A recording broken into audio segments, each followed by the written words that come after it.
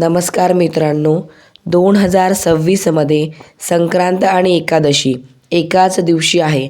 तर काय करावे, काय करू नये, संक्रांत कशावर आहे, उपवास कसा करावा, दान पूजा कधी करावी, पुण्यकाळ कोणता. तर आज आपण संक्रांतीविषयी संपूर्ण माहिती जाणून घेणार आहोत. तर सुरू करूया. संक्रांत म्हणजे काय? सूर्य भगवान धनु राशीमधून मकर राशीमध्ये प्रवेश करतात. तोच हा दिवस म्हणजे संक्रांतीचा दिवस. या दिवशी जप, तप, दान यासाठी हा दिवस खूप महत्त्वाचा असतो, ज्यामुळे आपल्याला खूप पुण्य प्राप्त होते. सूर्यदेव याच दिवशी आपला पुत्र शनी याला भेटायला जातात. आता जाणून घेऊया संक्रांती देवीचे स्वरूप काय आहे. संक्रांती देवी हिने पिवळे वस्त्र धारण केले आहे. तिचे वाहन वाघ असून उपवाहन घोडा आहे. संक्रांती देवीने केशराचा टिळा लावला असून हातामध्ये गदा आहे व वयाने ती कुमारी आहे व पायस भक्षण करत आहे.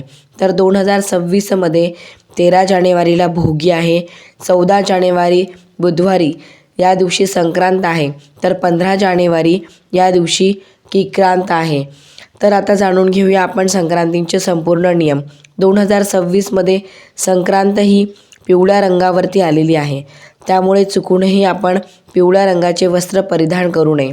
बांगड्यासुद्धा पिवळ्या घालू नये. सौभाग्याला दीर्घायुष्य लाभावं यासाठी सर्व स्त्रिया संक्रांतीचं व्रत करत असतात. या दिवशी कुलदेवता व सर्व देवांची पूजा करावी. तिळगुळाचा नैवेद्य तर दाखवावा व त्याचबरोबर इतरही नैवेद्य दाखवण्याची प्रथा आहे. तर पुण्यकाळ कधी आहे? 14 जानेवारी 2026ला दुपारी 3:06 तर संध्याकाळी 6:20 पुण्यकाळ म्हणजेच याच मुहूर्तामध्ये वाण दिल्या जाते. आता संक्रांत व एकादशी अशा 2 महान तिथी जेव्हा एकत्र येतात तेव्हा शास्त्रानुसार एकादशीलाच प्राधान्य धरल्या जाते आणि या दिवशी उपवास हा एकादशीचा करतात. होत असेल तर निर्जल करावा आणि ज्यांना होत नाही त्यांनी फलाहार करावा, म्हणजेच फराळ करू शकतात. बरेच ठिकाणी संक्रांतीच्या दिवशी सत्यनारायणाची पूजा केली जाते.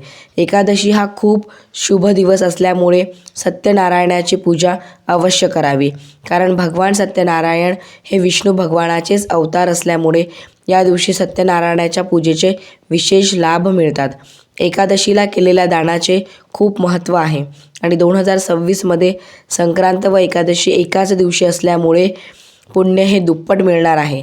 आता जाणून घेऊया दानामध्ये काय दान करावे. तर सर्वप्रथम तिळगुळ दान करावा. तुम्ही वस्त्रदान, अन्नदान, गोदान असे दान करू शकता किंवा सौभाग्यशाली वस्तूही दान करू शकता. या दिवशी उपवास केल्याचे, दान केल्याचे पुण्य हे दुप्पट असते.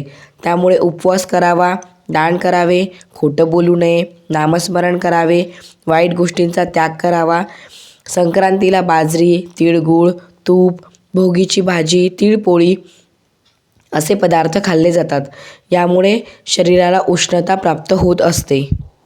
तुम्हाला माहिती आहे का की तिळगुळ घेण्याची परंपरा कधी सुरू झाली?